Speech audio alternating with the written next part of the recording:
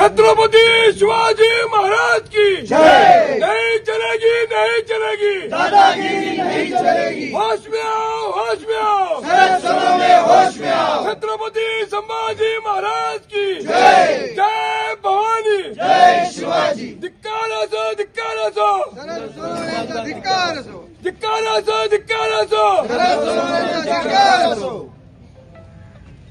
आमदार शरददादा सोनवणे दादा खरं तर एक तुम्ही तुमच्या नावापुढे या तालुक्यात आल्यानंतर लावून घेतलंय, त्याचं तुम्ही गॅजेट केलं.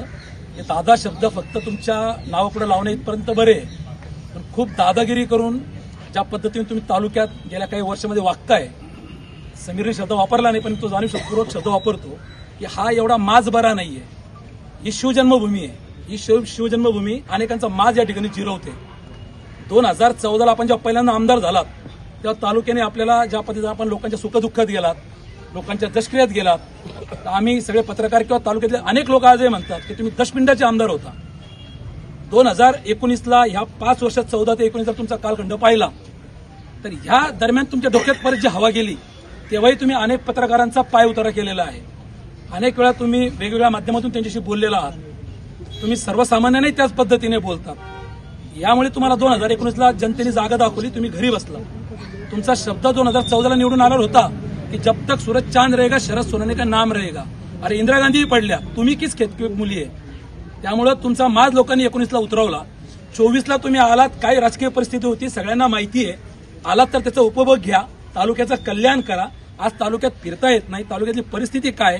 पर्यटन तालुका महाराष्ट्रातला पहिला घोषित झाला आपला जुन्नर तालुका, आणि आपण शिवजन्मभूमी म्हणतो. तुम्ही स्वतःला शिलेदार म्हणवता आणि काय आज तालुक्याची वाट तुम्ही लावून ठेवलेली आहे आणि याचं खापर तुम्ही या पत्रकार बांधवांवर फोडणार काय. तुम्ही सांगतात की हे टोळी आहे युट्यूबर्स. अरे आजच्या या निषेध मोर्चामध्ये तुम्ही पाहिलं, ज्येष्ठ पत्रकार आंबेगावमधून आमचे मित्र डी के वळसे पाटील आलेत, सचिनजी कांकरे आलेत, संतोष भाऊ आहेत, त्याच्यानंतर अशोक आहेत, सगळेच आनंद कांबळे सर आहेत, सगळे ज्येष्ठ या ठिकाणी उपस्थित आहेत. कोणती लोक तुम्हाला पाहिजे, कसे पत्रकार तुम्हाला पाहिजे आणि पत्रकार कोण हे ठरवणारे तुम्ही कोण. तुमच्या खाली जी आता आग लागलेली आहे ती का लागली की हे पत्रकार तुम्हाला स्पेस देत नाहीये, तुम्हाला बातमीला त्या ठिकाणी जागा देत नाहीये, त्याच्यामुळे तुम्हाला आग लागली. याच्याच कारणाने तुम्हाला रात्री स्वतःचा व्हिडिओ फेसबुकला टाकावा लागला, तुमच्या युट्यूबला टाकावा लागला. म्हणजे सोशल मीडिया जो काही आहे, मग तो युट्यूब असेल, फेसबुक असेल, इन्स्टा असेल, याचा वापर तुम्ही तुमच्या सोयीनुसार करताय. आणि जेव्हा जनतेच्या प्रश्नासाठी हे सगळे लोक येऊन बातमीदारी करता त्याला तुम्ही टोळी म्हणणार, त्याला तुम्ही नाव ठेवणार. अरे तुम्ही काय धमकी देताय. 15 तारखेनंतर सुरेश वाणीला बघून घेते. सुरेश वाणी तुम्हाला आज जाहीर सांगतो, सुरेश वाणीच्या केसला जर धक्का लावून दाखवलं ना, तुमच्या गाठ आमच्या सगळ्यांशी आहे. तुम्ही काय सांगताय. या धमक्या देणं पोकळ बंद करा. जो गरजते शरद सोनवणे वो बरसते नाहीये. तुमचं खरंच बरसण्याची हिंमत असेल तर तसंही तुम्ही आम्हाला सांगा. सहनशीलतेचा एक अंत असतो, आमच्या सहनशीलतेचा अंत पाहू नका. तुम्हाला आम्ही अनेक वेळा सांगतो. आणि तुमचे जे चाटुगिरी करणारे सोशल मीडियावरचे जे पेरलेले ज्यांना तुम्ही पैसे देतात, तुम्ही या पत्रकारांना सांगतात की हे पाकिटं घेतात म्हणून. पत्रकार हा घरावर तुळशीपत्र ठेवून काम करतो. ऊन वारा पाऊस कशाची तमा बाळगत नाही.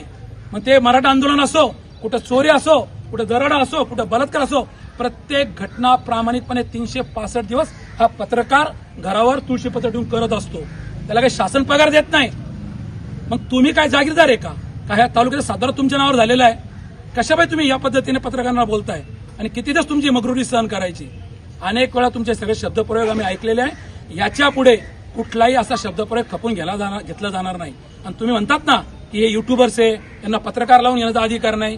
ज्या वेळेला तुम्ही या सुरेश वाणीबद्दल बोललात ना की सुरेश वाणी असं, सुरेश वाणी तसं, त्यावेळेला ज्या ज्या इलेक्ट्रॉनिक माध्यमांनी बातम्या लावल्या, मी नाव घेऊन सांगेल, त्या TV9 असेल, साम असेल, ज्या ज्या माध्यमांनी बातम्या लावल्या डीके साहेब, त्या प्रत्येकाने त्या ठिकाणी उल्लेख केलाय की पत्रकार सुरेश वाणी.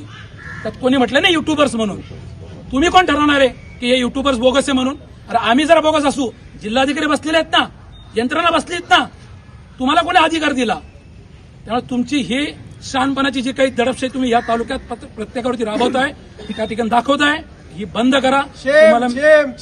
तुम्हाला मी महाराष्ट्र राज्य पत्रकार संघ मुंबई यांच्या वतीने कडक इशारा देऊ इच्छितो. आता समीरने सांगितलं, अनेक पत्रकारांनी सांगितलं, जर तुम्ही सुधारला नाही तर याच्या पुढे तीव्र आंदोलन राज्यभरात छेडलं जाईल. पण समीर आजच सांगतो की आता मालेगावमध्ये आंदोलन सुरू आहे. पत्रकार संघटना शांत बसलेल्या नाही. जालन्यामध्ये आंदोलन सुरू आहे, अमरावतीत आंदोलन सुरू आहे. माझं या निमित्ताने या शासनाला, प्रशासनाला आम्ही आता जे काही ठिकाणी निवेदन देणार आहे त्याच्यातून एकच मागणी आहे की शरद सोनवणे यांच्यावरती त्या ठिकाणी सुरेश वाणी आमचे ज्येष्ठ पत्रकार यांना धमकावल्या प्रकरणी धमकीचा गुन्हा त्या ठिकाणी दाखल झाला पाहिजे. खोटे नाटे गुन्हे पत्रकारांवर दाखल करतात, खंडणीचे गुन्हे दाखल करतात आणि तुम्ही ज्या वेळेला पत्रकारांना धमकी देतात, तुमच्या शेजारी डीवायएसपी बसलेले असतात, पीआय बसलेले असतात, तहसीलदार बसलेले असतात, प्रांत बसलेले असतात. कोणाची वाट पाहते प्रशासन गुन्हे दाखल करायला? तात्काळ या ठिकाणी त्या ठिकाणी गुन्हा दाखल झाला पाहिजे शरद सोनवणे यांच्यावरती. शरद सोनवणेंनी सुरेश वाणींची जाहीर माफी मागितली पाहिजे, नाहीतर हे आंदोलन यापेक्षाही पुढील काळामध्ये तीव्र करण्यात येईल. या निमित्ताने मी जे काही आमचे जुन्नर, आंबेगाव, खेड, शिरूर, पुणे जिल्ह्यातून अतिशय कमी वेळामध्ये फक्त मेसेज गेले, कॉल गेले आणि मोठ्या प्रमाणात हे सगळे पत्रकार बांधव या ठिकाणी उपस्थित राहिलेत. मी या सगळ्या पत्रकार बांधवांचा मनपूर्वक या ठिकाणी आभार मानतो. खरं तर आपल्याच पत्रकार बांधव आभार मानण्याची काही गरज नाही, परंतु आपण हक्याला साथ दिली. याच्यामध्ये तुम्ही print media, electronic media, digital media कुठलाही विचार केला नाही आणि सगळे एकाच बॅनर खाली आपण एकत्र पत्रकार म्हणून आलो. त्यामुळे सगळ्यांचे आभार मानतो आणि पुन्हा एकदा शरद सोनवणे यांना या ठिकाणी इशारा देतो की आपण आपले बेताल वक्तव्य करणं आता बंद करा, नाही तर तुमची जागा दाखवल्याशिवाय आम्ही शांत बसणार नाही. धन्यवाद.